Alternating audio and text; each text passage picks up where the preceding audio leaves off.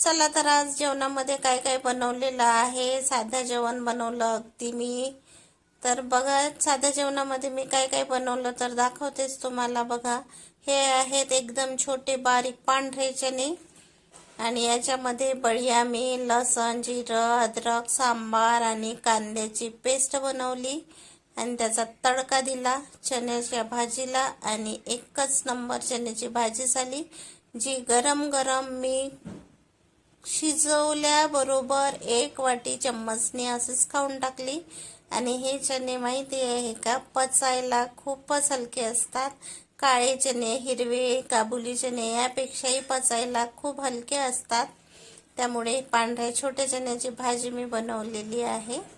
आणि बघा इकडे मी रात्री पालकची भाजी बनवली होती, जी की मी पूर्ण सुकी भाजी बनवली होती.